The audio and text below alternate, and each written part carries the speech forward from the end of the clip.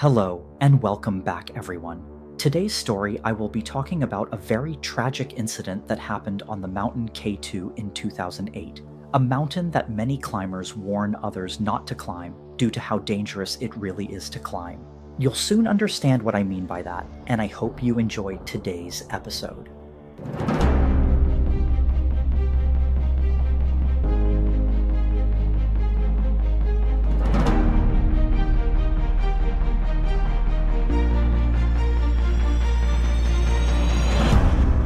K2 is the world's second highest mountain after Mount Everest, rising to 8,611 meters.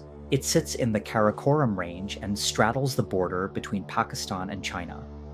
Among mountaineers, K2 is widely considered far more demanding than Everest. Statistically, it is one of the most dangerous mountains in the world, with an estimated 23 deaths for every 100 successful summits and roughly 96 fatalities overall.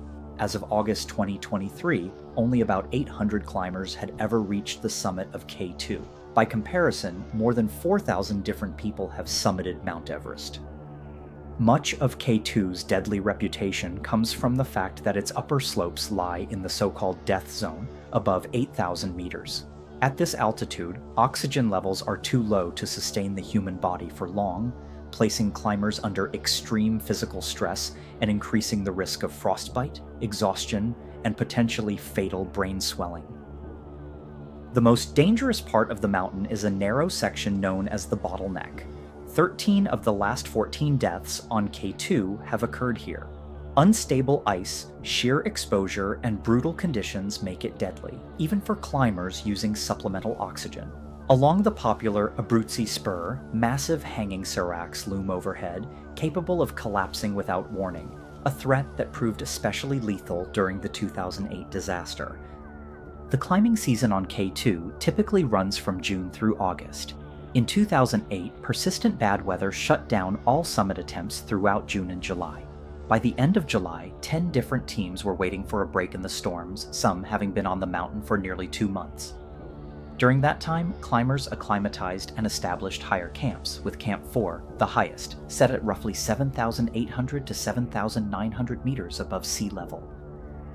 As July came to an end, the weather finally began to break. On July 31st, climbers from multiple expeditions crowded into Camp 4, waiting for their first real chance to summit. After weeks of delays, everyone had the same idea. A rare weather window was forecast for Friday, August 1st. Instead of staggering their attempts, nearly every team decided to go at once, dozens of climbers all at one route, and one narrow choke point near the top. Final preparations began before midnight. High-altitude porters and Sherpas moved ahead to fix ropes for the ascent. Unexpectedly, Spanish solo climber Alberto Zerain arrived from below and chose to keep climbing, skipping rest at Camp 4 entirely. But even before the summit push truly began, the plan suffered a critical setback. Shaheen Baig, the most experienced high-altitude porter on the mountain and the only person there who had previously summited K2, became ill and was forced to turn back. With him gone, the one person everyone trusted to know exactly where the ropes needed to be fixed was no longer there. When climbers left Camp 4 around 3 a.m., they quickly realized something was wrong. The ropes. They had been fixed where they weren't needed. They weren't supposed to be above Camp 4, they were supposed to be above the Bottleneck. To correct the mistake, climbers were forced to strip rope from lower sections and re-rig it higher up. The work was dangerous, exhausting, and, most critically, a waste of precious time. As delays mounted and the Bottleneck grew increasingly crowded, concern spread across the route. Eric Meyer of the American team and Fredrik Streng of the Swedish team made the decision to turn back, worried they were already running too late and that the risk of icefall was rising by the minute. Chris Klinke and Jelle Steelman of the Norrit team pushed on for a few more hours, even though Steelman was already suffering from frostbitten feet, but eventually abandoned their attempt as well. Around 8 a.m., climbers finally began moving through the Bottleneck. During this time, Dren Mandic of the Serbian team unclipped from the fixed rope to adjust his oxygen system and pass Cecilia Skog, a Norwegian climber ahead of him. In that moment, he lost his footing. He fell, collided with Skog, and knocked her off balance. Skog remained clipped to the rope. Mandich did not. He plunged more than 100 meters, about 328 feet down the bottleneck. Climbers at Camp 4 reported seeing Mandich still moving after the fall, triggering an immediate recovery effort. Frederick Streng later said he took charge of the operation. When he reached Mandich, Serbian climbers Predrag Zagorak and Iso Planic were already there, along with their high-altitude porter, Mohammed Hussein. They found no pulse and, given the severity of his injuries, pronounced him dead. The Serbian team decided to lower Mandich's body back to Camp 4, with Streng assisting. They were joined by Jahan Baig, a high-altitude porter from the French team, who had been cleared to descend after completing his duties. Baig appeared to be suffering from altitude sickness, and Streng later described his behavior as erratic, offering to help, then refusing, only to change his mind again moments later. During the descent, Baig suddenly lost his balance and slammed into Streng. In that instant, Streng realized that if Baig kept hold of the rope, all 4 climbers could be dragged down the slope. He shouted for Baig to let go of the rope attached to Mandich's harness. Baig released it, but did not attempt a self-arrest. He slid out of control and fell to his death. Why he failed to arrest the fall remains unclear. As night fell, climbers across the mountain were now fighting simply to survive the descent. Pemba Gyalje of the Norit team managed to descend in complete darkness without fixed ropes, reaching Camp 4 before midnight. Another dramatic rescue involved Sherpa cheering Dorje, who secured little Pasang Lama, stranded without an ice axe, to his own harness and carefully guided him down through the bottleneck. Renowned mountaineer Ed Viesturs later reflected on the extraordinary risk of that descent, noting that if Pasang had fallen, he likely would have taken cheering with him. It was, in his words, an act of complete selflessness. The South Korean expedition faced its own crisis.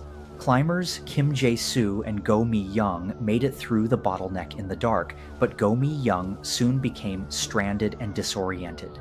2 Sherpas from the Korean B team, Cheering Bote and Big Pasang Bote, abandoned their own summit plans and climbed back up around midnight, without food or oxygen, eventually locating her and guiding her safely down. Others were not as fortunate. Cas van de Gevel of Team Norit and Hugues Dobered of the French team also chose to descend through the bottleneck at night. When van de Gevel reached the bottom, he witnessed a climber fall to their death. Sherpas later confirmed seeing objects fall from the mountain. The climber was likely Dobered, who had been without bottled oxygen for hours and had urged van de Gevel to descend ahead of him.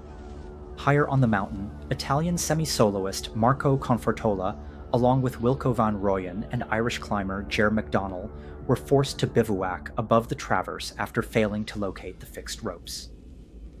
During the night, Confortola reported hearing screams and watching a headlamp disappear below him, followed by a loud roar from the serac field.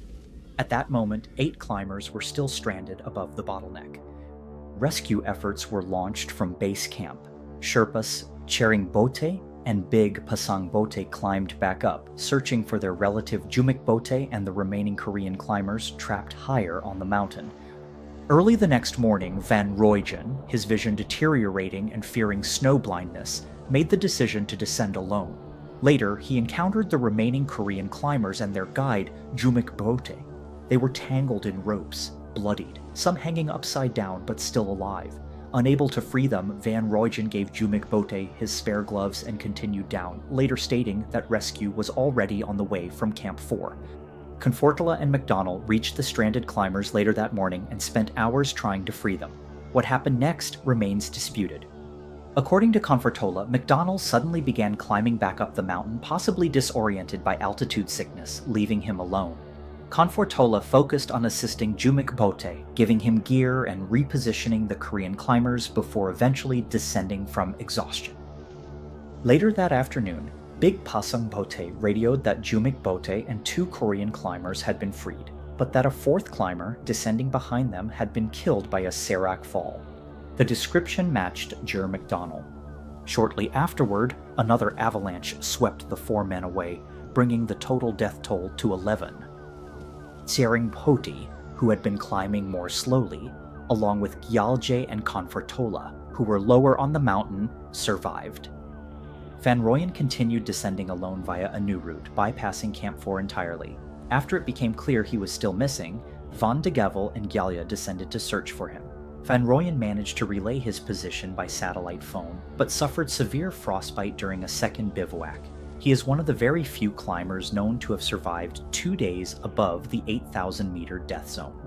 On August 3, 2008, Van de Gevel and Gjalja located Van Rooyen on the Chasen route. All three reached base camp by 10 p.m. The following day, August 4th, the Pakistani military launched a helicopter rescue, evacuating injured climbers suffering from frostbite to Skardu. Comfortala was evacuated the next day, and Pakistani authorities later released an official list of the dead and injured. If you made it this far into the video, I want to say thank you, and I hope to see you in the next video.